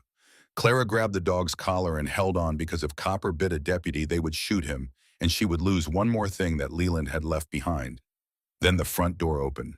Rosie ran out barefoot on the frozen ground, wearing her flannel nightgown, copper curls, while Bess, the doll, clutched under one arm. She saw Caleb, hands cuffed behind his back, standing between 2 strange men. And she screamed, not a child's cry, a scream, a sound that tore through the Montana morning and echoed off the mountainsides and silenced even Copper. The scream of a 4-year-old who had already lost her father, who had heard the hoofbeats of a riderless horse coming home, who had watched a pine coffin lowered into earth, and who was now watching the second man she trusted being taken away in chains. "Uncle Caleb! Uncle Caleb, don't go! Don't go like Papa!" Don't go like Papa. Those 4 words hit Clara like a physical blow. Rosie was not just afraid of losing Caleb. She was reliving the loss of Leland. In the child's mind, everyone who left did not come back. Rosie ran to the fence gate, her small hands gripping the wooden bars that Caleb himself had sanded smooth so she would not get splinters. And she screamed his name over and over, tears streaming down her face, nose red in the cold. Caleb stopped walking. Dawson pulled at him, but Caleb, 20 pounds heavier than the deputy and built like a bull, simply planted his feet. He sank to his knees on the dirty snow hands cuffed behind him and brought his face level with Rosie's through the fence bars. "Listen to me," he said in the voice he used to calm a panicking horse, steady as the ground. "Remember Juniper? Remember the horse who's scared of mice?" Rosie nodded, tears flowing. "Juniper is still in the barn waiting for you to feed her a carrot every morning. You have to do that for me, all right? I'm counting on you." He swallowed hard. "And I'll come back. I promise. I'll come back so you can teach me the letter N." "What is N?" Rosie whispered. "I don't know yet. That's why you have to wait for me so you can teach me." Dawson hauled Caleb to his feet. The big man looked back once over his shoulder, green eyes meeting blue eyes through the fence, and then the deputies led him away toward the horses. Rosie stood at the gate, small hands white on the wooden bars, watching, until the 3 horses disappeared over the hill. She did not scream anymore. She stood in silence, the kind of silence that frightened Clara more than screaming, the silence of a child who is learning that the world takes everything. Copper walked to Rosie and laid his muzzle gently on her shoulder. Rosie released one hand from the fence and wrapped it around the dog's neck, her face buried in his warm brown fur. Clara stood beside her daughter. Her face was bloodless. But inside, something had changed permanently. She was done running. She was done hiding. Someone had just made her daughter scream a dead man's name for the 2nd time. Someone had taken the man who taught her child to stop being afraid of horses, The man who was learning the alphabet from a 4-year-old. The man whose presence had begun to stitch shut a wound that Clara thought would never close. Silas stood on the porch, his hand gripping the wooden post until his knuckles went white. Nolan stood at the corner of the woodshop, axe in hand, wolf gold eyes burning. "Silas," Clara said. She turned from the fence. Her voice was not trembling anymore. It was the voice her mother had used when standing before the mine foreman demanding injury compensation for a crushed miner. Steel forged in fire. "We are going to that land commission meeting, and we are going to end this." Silas looked down at her from the porch. And for the first time since Clara had arrived at this homestead, she did not see reserve in his eyes. She saw something else. Respect. Not the polite respect he extended to everyone. The respect a soldier gives to a fellow soldier who has proven themselves under fire. "Yes," he said, "we will." That night, after Rosie had cried herself to sleep and Silas and Nolan had ridden to town to find a lawyer for Caleb, Clara sat alone in the dark kitchen. The survey notebooks lay open before her on the table. A single candle burned. Copper lay beneath the table, his head on her boot. She turned to the last page Leland had ever written, dated April 14th, 1878, 2 weeks before he died. Complete survey confirms systematic boundary manipulation across 23 parcels. Total acreage diverted approximately 4,200 acres. All reclassification filings authorized by Prescott. Montana Pacific Development, almost certainly a front. Must report to the territorial governor. Cannot trust local authorities. Told Clara to keep the ledger safe. God, I hope I'm wrong about all of this. God, I hope I'm wrong about all of this. He was not wrong. And because he was not wrong, he was dead. This was the moment Clara finally completely faced the truth she had been circling for 4 months. Not an accident, not bad luck, not a spooked horse. Someone had murdered her husband because he had written the truth in red ink in 4 leather notebooks. Clara closed the notebook. She placed both hands flat on the table, back straight, and wept. Not the heaving sobs of fresh grief, the silent kind, tears falling straight down without a sound. The tears of a person who has been strong for too long and has finally given herself permission to be weak. She cried for Leland, not for the husband she had lost, but for the man he had been. The brave, careful, stubborn man who saw injustice and wrote it down instead of looking away. She cried for Rosie, who would never remember the sound of her father's voice. She cried for herself, for the woman who had laughed when Leland said, "If anything happens to me," for the guilt of not listening, for the survivor's guilt of still being alive when he was not. Copper crawled up and placed his head on her lap, wet brown eyes looking up. The last living thing that had touched Leland before he fell. The last connection between her old life and her new one.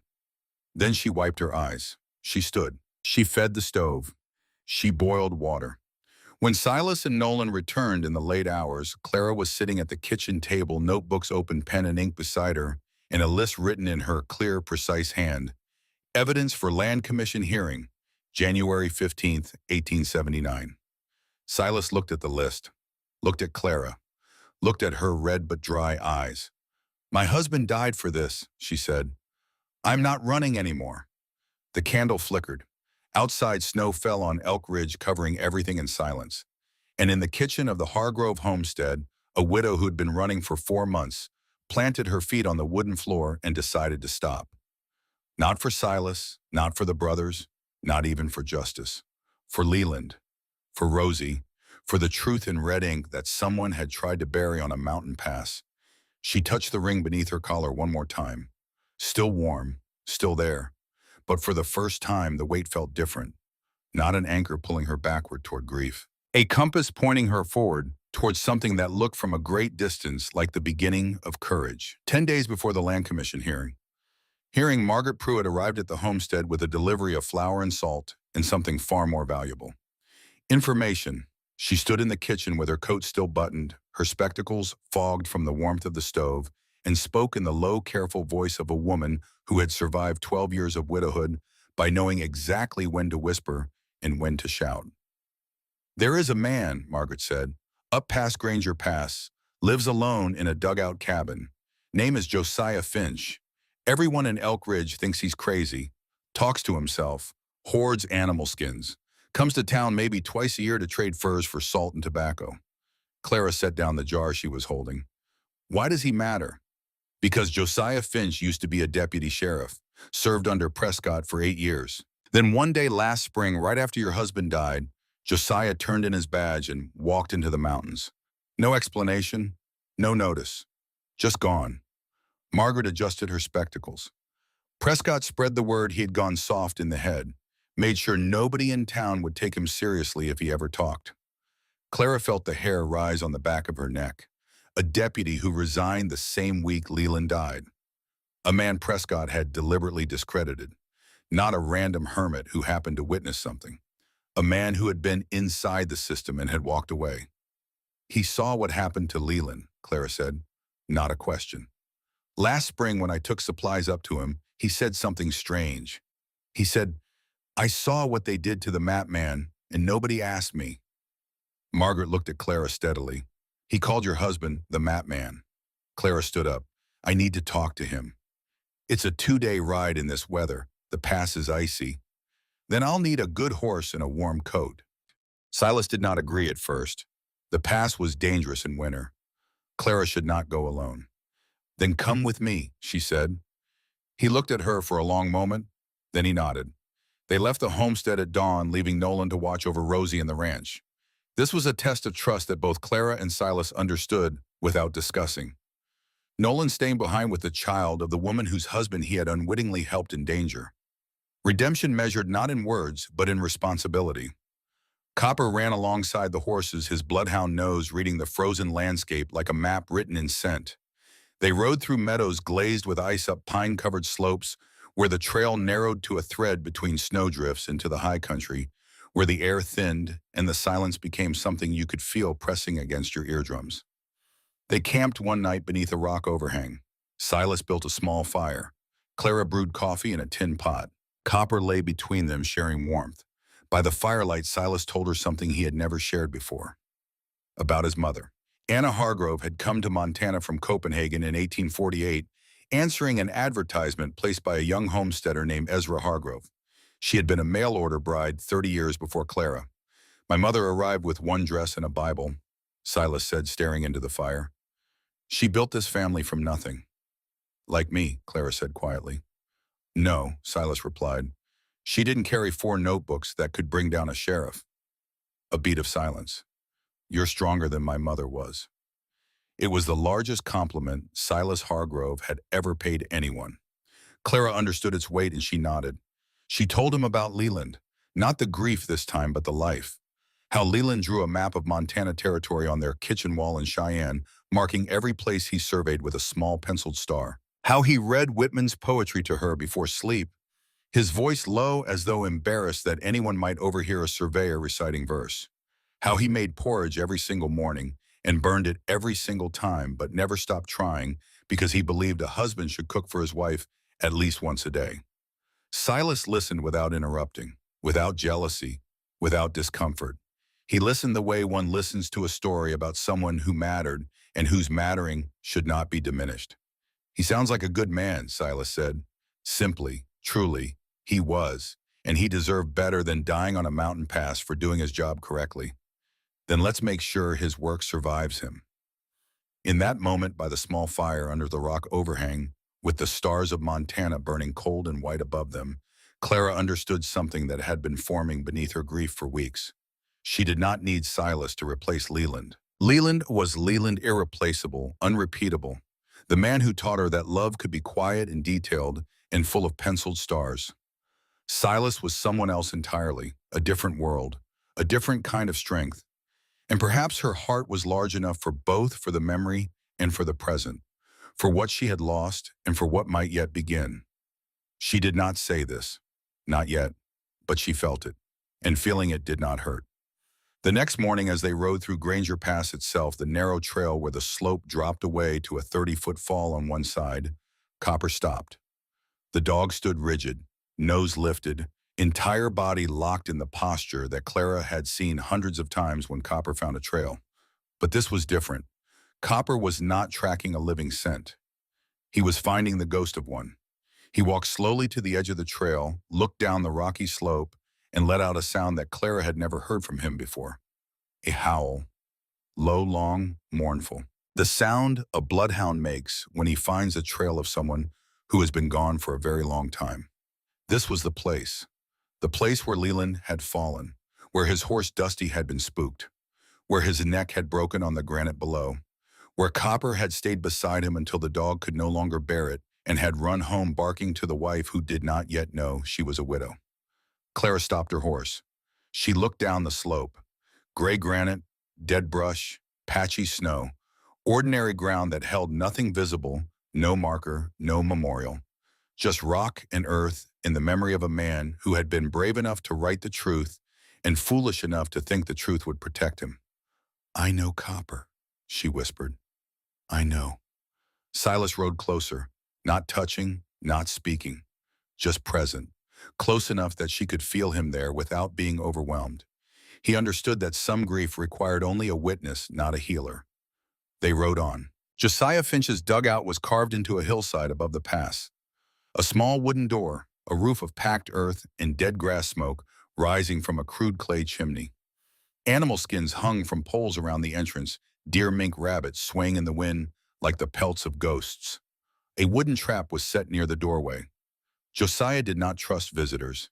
He was 58 years old, thin to the point of gauntness, collarbones visible through his wool shirt, white hair to his shoulders unwashed and tangled, a beard reaching his chest.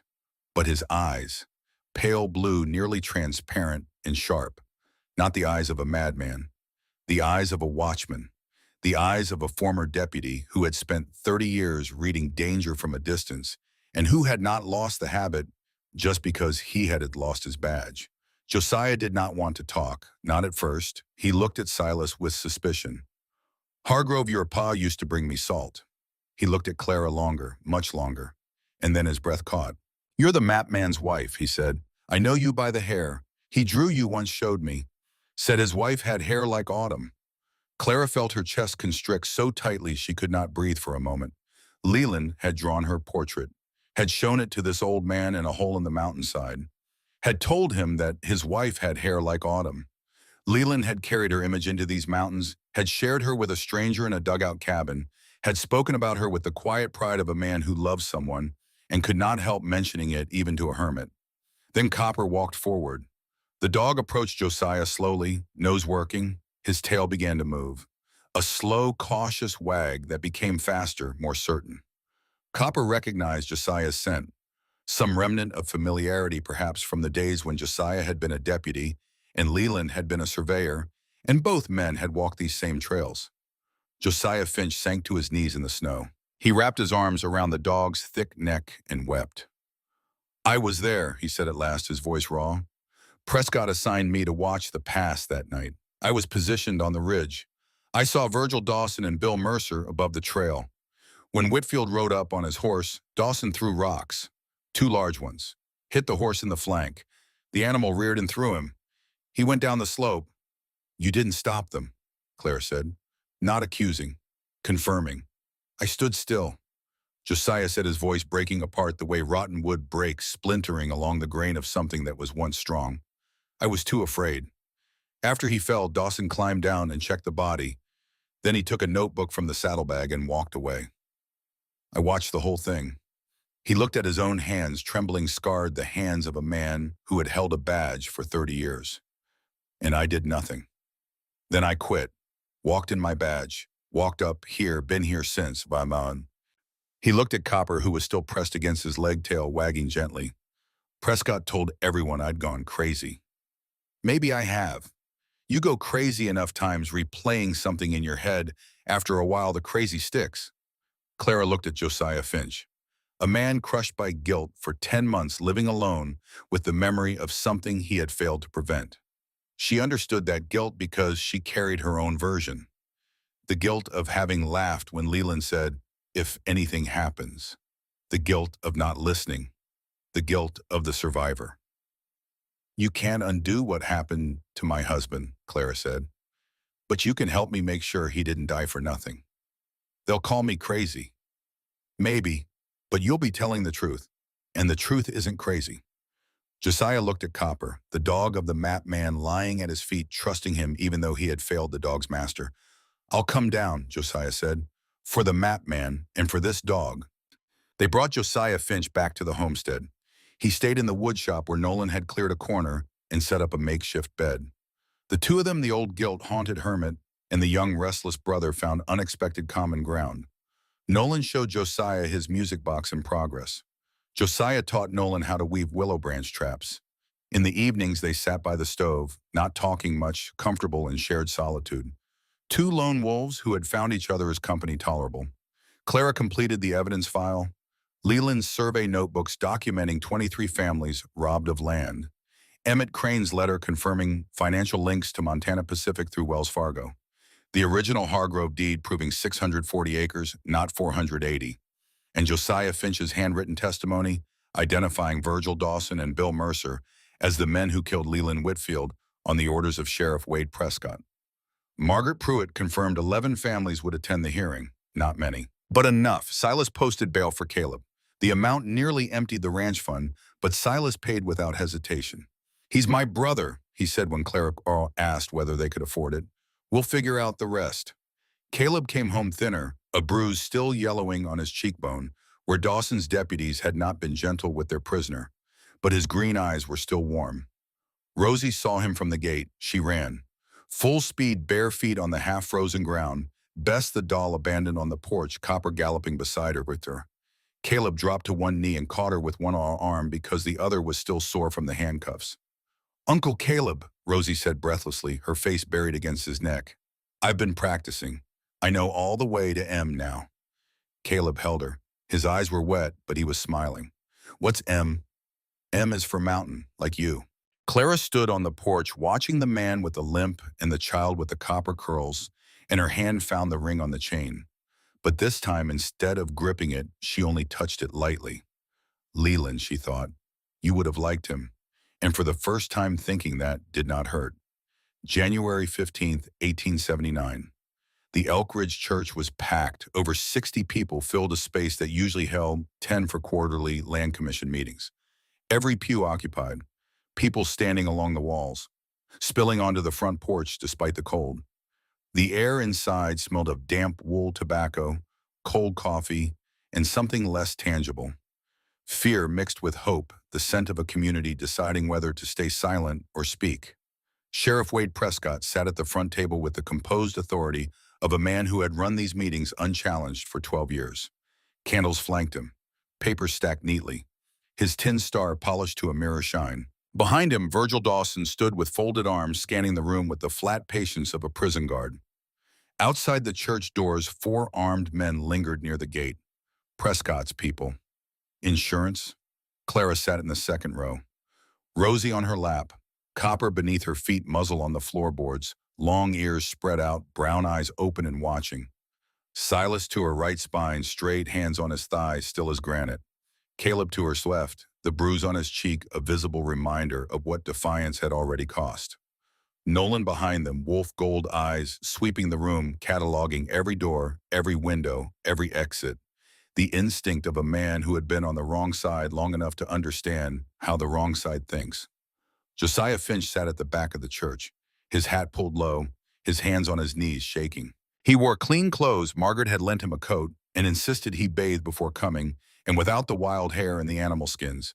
He looked less like a madman and more like what he was, a tired, frightened old man trying to summon the courage he had failed to find on a mountain pass 10 months ago. The meeting began with procedure. Prescott read a list of administrative updates in his smooth, confident voice.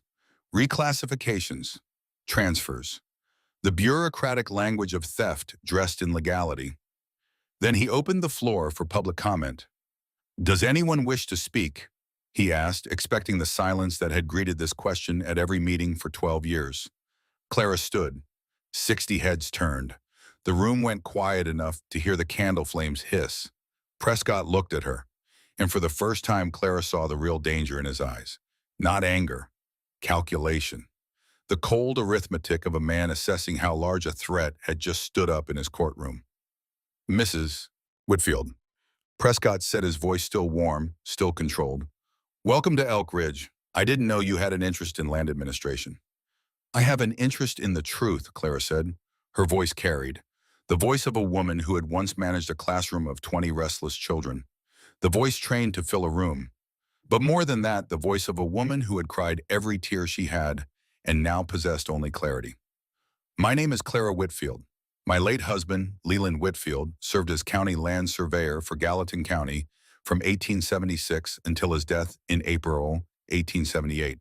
She presented the evidence slowly, systematically. The way Leland would have presented survey data facts first, conclusions after. She read numbers from the notebooks. Named families: Hargrove, 160 acres taken. Morgan, 80. Bell, 80. Thompson, 120. Greer, 60. 23 families. Over 4,000 acres. All reclassified and transferred to the Montana Pacific Development Company. All bearing the authorization signature of one man. Sheriff Wade Prescott, Clara said, looking directly at him, acting in his capacity as ex officio assessor. Murmurs rippled through the room like wind changing direction. Prescott brought his palm down on the table. The candles trembled. These are the claims of a grieving widow exploiting her dead husband's outdated notes too. These are official survey records. Clara interrupted, her voice no louder but sharper at the edges, the edge of a blade that had been honed for months. Conducted under territorial contract, documented with coordinates, measurements, and deed references verifiable by any qualified surveyor. I am prepared to submit them to the territorial governor's office for independent review. Prescott went pale, not from the evidence, from the realization that this woman had studied the law, had prepared contingencies, had turned grief into strategy. He had underestimated her.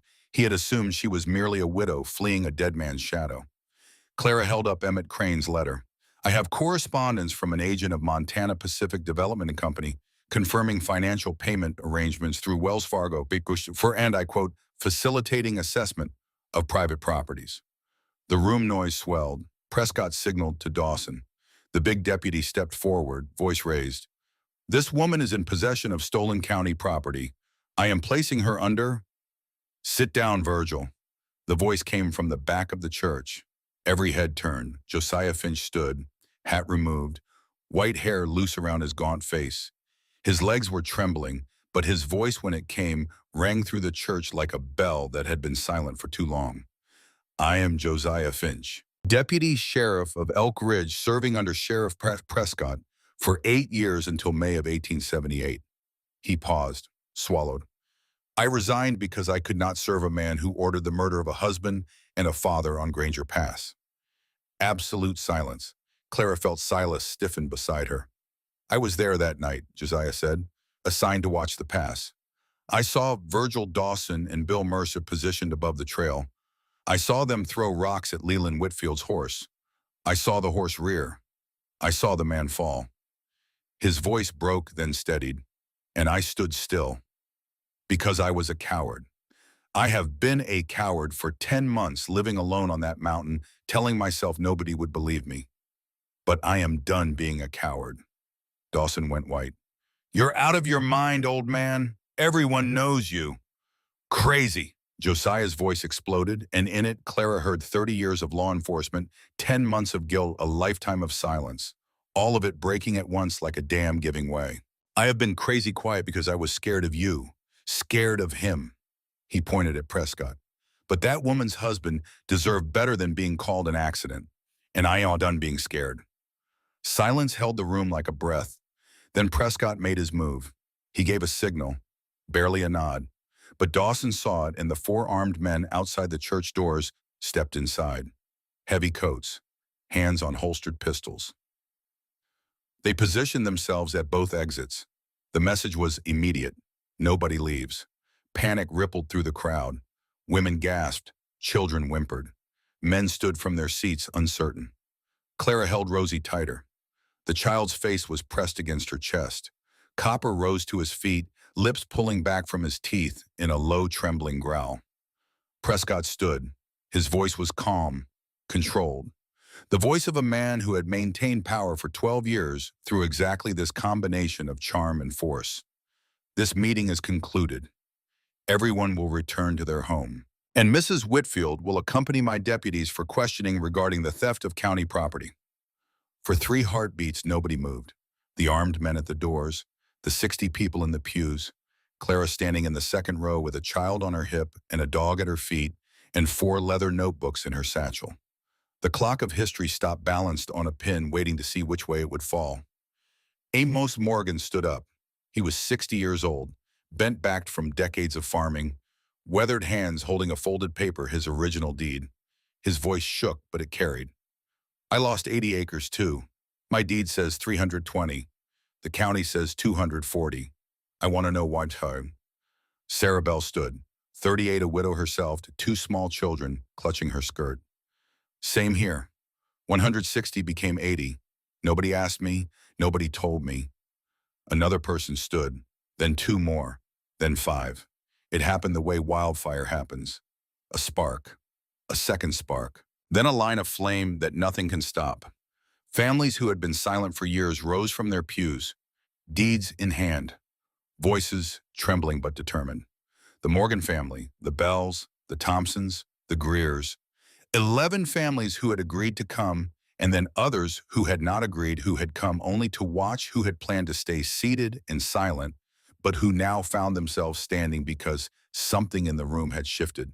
Something in the accumulated weight of 60 stolen acres here and 80 stolen acres there, and a murdered surveyor and a widow who would not sit down had tipped the balance from fear to fury. Margaret Pruitt stood last. She held not a deed but her store ledger. I have records of every purchase order Sheriff Prescott placed through my store in the past 5 years, billed to county maintenance, delivered to construction sites on Montana Pacific properties. She looked at Prescott through her small round spectacles. You have been using public money to develop land you stole. The 4 armed men at the doors looked at each other. They had been prepared to intimidate one woman, not 60 angry citizens. The guns on their hips suddenly felt heavier. Then the back door of the church opened. United States Deputy Marshal John Creighton stepped through, short, stocky, a silver star on his chest that outranked every tin badge in the room. 5 men followed him, hands near their weapons, but not drawing their authority written in posture and patience. Margaret Pruitt had written to Helena 2 weeks before. Secretly, she had told no one, not even Clara, because she understood that secrets survive best when shared with nobody. Wade Prescott, Creighton said, his voice flat and factual, the voice of federal law arriving in a place where local law had failed. I hold warrants from the office of the territorial governor of Montana. You are under arrest for land fraud, abuse of office, misuse of public funds, and conspiracy in connection with the death of Leland Whitfield. He looked at Dawson. You too. Prescott looked around the room. 60 pairs of eyes looked back. His 4 armed men lowered their hands from their holsters. They had not been paid enough to fight a U.S. Marshal. The sheriff did not speak as Creighton's men cuffed his wrists. But as he was led down the center aisle of the church, he passed Clara. He stopped, looked down. Copper stood at Clara's feet, teeth still bared, growl still rumbling. The dog, Prescott said softly, almost to himself. My husband's dog, Clara said. Good dog. Copper's tail did not wag. In the weeks that followed, Elk Ridge began to thaw in more ways than one. Prescott and Dawson were transported to Helena for trial. The land of 23 families was restored to original deed acreage. Montana Pacific Development Company was placed under federal investigation. Josiah Finch testified before the territorial court in Helena in May. His voice trembled, but his words were clear, and when the prosecutor asked why he had waited 10 months to come forward, Josiah said, because a woman with autumn hair and a dead man's dog showed up on my mountain and reminded me that the truth doesn't expire just because cowards are slow to speak it. Prescott was convicted. Dawson, seeking a reduced sentence, turned witness for the prosecution and confirmed that Prescott had personally ordered the elimination of Leland Whitfield. The surveyor's death was reclassified from accidental to criminal homicide. Margaret invited Josiah to live in the room above her store. You've spent enough winters alone, Josiah. He accepted, though he hung a few animal pelts in the window, because he said, the smell of honest work is the only thing that makes walls feel like home. Margaret shook her head but smiled. Two people past 60, both long, solitary, both too proud to admit they were lonely, sharing morning coffee and supper silence, and the unspoken agreement that some companionships do not need names. Caleb's charges were dismissed. The lawyer filed a formal complaint about unlawful arrest. The Helena court issued a small compensation. Caleb said, "At least they admitted they were wrong." It was enough. One afternoon in February, after the dust of justice had settled and the homestead had returned to something resembling quiet, Clara looked through the kitchen window. Caleb stood in the barn, Rosie beside him. The child, no longer afraid, placed her small palm flat on Juniper's nose. The brown horse lowered her head, warm breath puffing against Rosie's fingers. Rosie laughed. The sound traveled across the frozen yard and through the kitchen window and into Clara's chest like sunlight entering a cold room. In her other hand, Rosie held the small chalk slate that Nolan had built for her. Here on it, in wobbly white letters, A, B, C, D, E, F, G, H, I, J, K, L, M. M is for mountain, Rosie said, holding the slate up to Caleb. Do you remember Caleb, 33 years old, barrel-chested face still marked by the fading bruise from a jail cell, looked at the chalk letters, and he read, slowly, haltingly, but correctly. A, B, C. He reached M and stopped, looked at Rosie. M is for mountain, he said, like you. No, Rosie said, with the solemn certainty of a 4-year-old who is never wrong. M is for you. You are my mountain. Caleb placed his enormous hand on Rosie's small head, gentle as settling snow, and said nothing, because there were no words for what he felt, and they both knew it. Clara turned from the window, wiped her eyes with the corner of her apron, and continued kneading bread dough, smiling, not needing to tell anyone why. Spring came to Elk Ridge the way all meaningful things come. Slowly, unevenly, without announcement. The snow retreated in patches, revealing dark, wet earth that smelled of possibility. Elk Creek swelled with meltwater and roared through the pastures. The cattle emerged from winter quarters thinner but alive. Birds began singing at 4 in the morning, a sound that Clara, after months of hearing only wind, realized she had missed without knowing she missed it. On a morning in March, Clara woke before anyone else. Before Silas, which was rare. She wrapped a wool blanket around her shoulders and sat on the front porch watching dawn paint the Absaroka peaks in shades of rose and gold. The air smelled of wet earth and pine resin, the smell of things returning to life. Copper lay beside her muzzle on her boot, the way he had lain beside Leland on 1,000 mountain mornings when the surveyor sat outside sketching the sunrise before beginning his day's measurements. Clara's hand found the ring on the chain, the old reflex. But this time, instead of gripping it, she held the chain gently. She felt the ring's weight, small, light, warm from lying against her skin for 10 months. The weight of 5 years of marriage, of Rosie, of porridge burned every morning, of maps on kitchen walls with penciled stars, of poetry read in the dark because the reader was Shawnee, of a man who wrote the truth in red ink and died because the truth was inconvenient. Clara unclasped the chain. She slipped the gold ring into her palm. It sat there small and bright in the early light. She closed her fingers around it, opened them, closed them again, each time testing whether she could bear the emptiness of her neck without the weight. She could, but she did not throw the ring away. She did not leave it on a stone. She did not bury it in the earth or drop it in the creek. Those gestures belonged to stories where the past was something to be discarded. And Clara's past was not that. Her past was Leland, and Leland was not something to be discarded. He was something to be honored by placing him where he belonged. She waited until the afternoon. Then she lifted Rosie onto a horse Juniper because the child was no longer afraid, and they rode together up the trail toward Granger Pass. Silas rode with them, but kept a distance. He understood that this journey belonged to a mother and her daughter. On the pass, at the place where Copper had howled, Clara dismounted. She helped Rosie down. The wind was gentler than in winter. Snow remained in the shadows, but wildflowers had begun pushing through cracks in the granite, tiny purple and yellow blooms forcing themselves toward the sun. Clara knelt beside a flat stone, pink granite. The kind Leland had always said was Montana's best, because it caught the light at sunset and turned the color of a living thing. She placed the ring on the stone.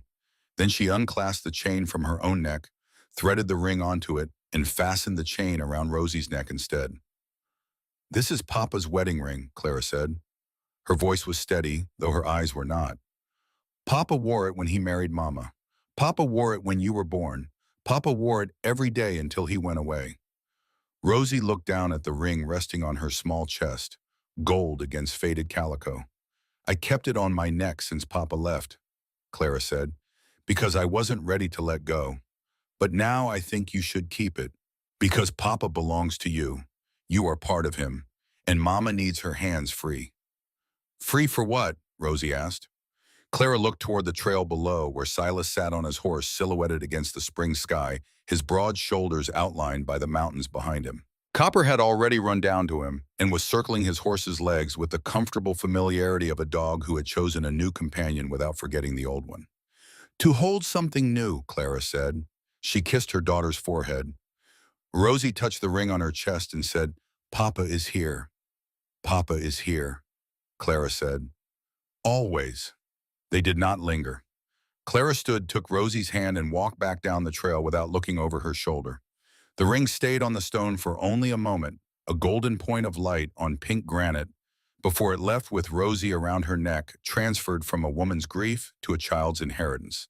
Not lost, passed on. That evening, Clara deliberately burned the porridge. She stood at the stove, watching the oats scorch and stick to the bottom of the pot, smelling the acrid sweetness that had filled her kitchen in Cheyenne every single morning for 5 years, because Leland Whitfield could survey a mountain with mathematical perfection, but could not cook oats without setting them on fire. When Silas walked into the kitchen and caught the scent, he stopped in the doorway. Clara looked at him. She was smiling. A real smile, full and unguarded, the kind that changes a face. My husband made porridge every morning, she said. Burned it every time.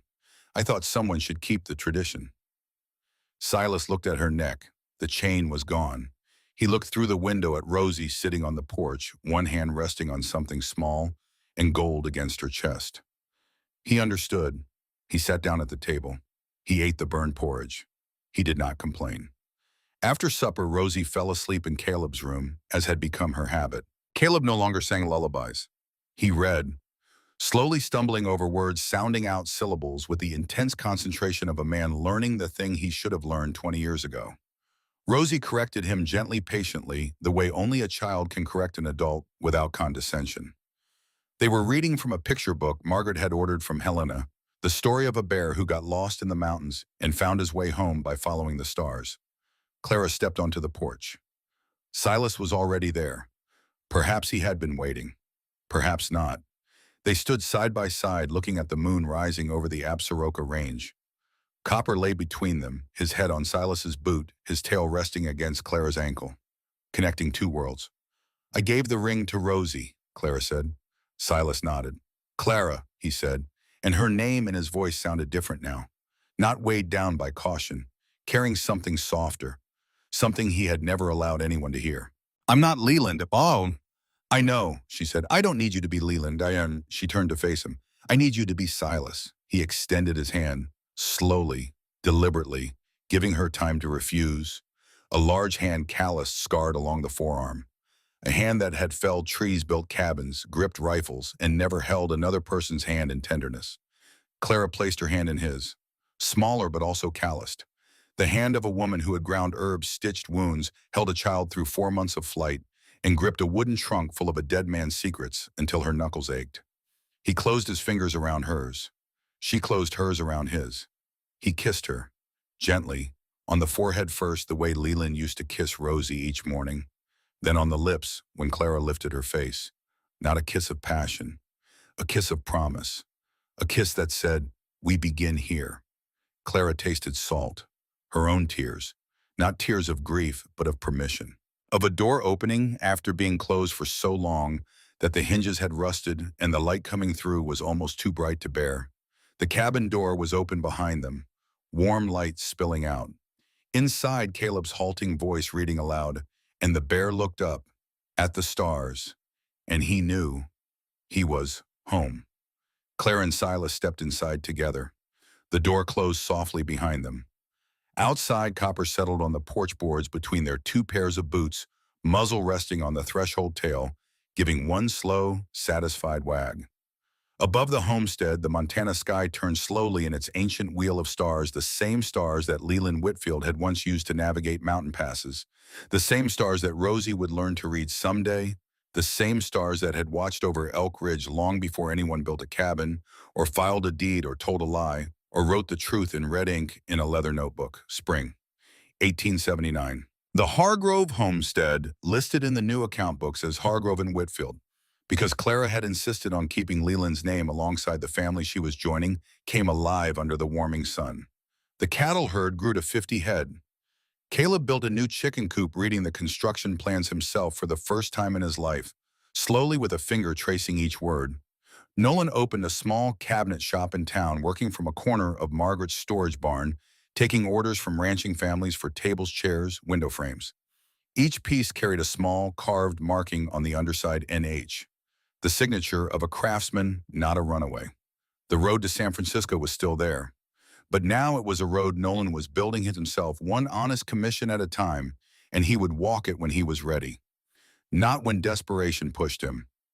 Rosie Whitfield turned 5 in August. She ran through the meadows with the gold ring bouncing on its chain against her chest, copper loping beside her ears flapping. She fed Juniper a carrot every morning, standing on the wooden step that Nolan had built, her small hand stroking the horse's nose while she said, "Don't be scared, Juniper. No mice today."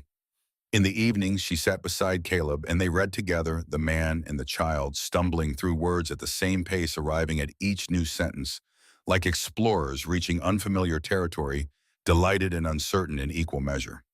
Clara took on the role of civilian consultant for the territorial resurvey of Elk Ridge, completing the work Leland had started. She also opened a small herb medicine practice from a corner of Margaret's store, selling tinctures, dressing wounds, treating farmers who could not afford the 20-mile ride to a doctor. Martha Brennan of Pennsylvania would have been proud. On a June evening, the news from Helena arrived. Prescott convicted. Dawson's testimony confirmed that the sheriff had personally ordered the killing of the surveyor. Justice, as the newspaper phrased it, had been slow but certain. Clara and Silas sat on the porch, copper between them, the sunset burning orange and purple across the Absaroka peaks. "Justice," Silas said. One word. As always, Clara nodded. She did not feel triumph. She felt peace. The kind of peace that comes from knowing the truth has been spoken, that Leland did not die meaninglessly, that Rosie would grow up on land that had not been stolen. On the kitchen wall inside the cabin, Clara had begun drawing a map. Not a precise survey map like Leland's, a simple one in pencil with small stars marking places that mattered. One star for Cheyenne, where she had learned to love. One star for Granger Pass, where she had learned to grieve. One star for Elk Ridge, where she had learned to begin again. Rosie added her own stars, wobbly and oversized, marking the barn, the creek where she caught frogs in Caleb's room, which she labeled in shaky handwriting, "My Mountain." Outside, the Montana wind moved through the new spring grass, carrying the smell of thaw and timber, and the faintest trace of wildflowers pushing through granite. Inside, Caleb's voice drifted from the back room, reading aloud to Rosie from a new book Margaret had sent, Chapter 2, The Bear and the Stars. His voice was stronger now, fewer pauses, fewer stumbles, but Rosie still corrected him when he got a word wrong, and he still thanked her each time, and neither of them showed any sign of wanting to stop. Copper yawned on the porch, rolled onto his side, and stretched his legs toward both Clara and Silas at once, claiming them equally. He was getting older. His muzzle showed more gray than brown. But his nose was still sharp, and his loyalty was still absolute split, now between the woman he had protected through grief and the man who had become his new companion. A bridge between what was and what is. Between the surveyor who drew the maps and the mountain man who lived on the land those maps described. Around Rosie's neck, the gold ring caught the last light of the setting sun, warm against her skin the way it had been warm against her mother's, carrying the same love, telling the same story, but resting now in the right place, close to the heart of the child who was half Leland Whitfield and half the wild Montana spring, growing toward a sky full of stars that her father had once navigated by, and her mother had learned to read, and that Caleb Hargrove, her mountain, was only just beginning to understand. Sometimes the road to healing is not a straight line. It is a winding mountain pass through snow and silence, through grief that clings like frost and fear that settles into bones like winter cold. Clara Whitfield did not come to Montana looking for love. She came looking for distance between herself and the men who killed her husband, between her daughter and a world that had already taken too much. She came with a trunk full of secrets and a wedding ring on a chain that she could not remove. But God works in ways that do not announce themselves. He placed a surveyor's widow in a mountain man's home, not by coincidence but by design. He gave a frightened little girl named Rosie a man named Caleb, who understood that grief does not need to be fixed. It needs to be held. He gave a restless young man named Nolan the chance to choose loyalty over escape.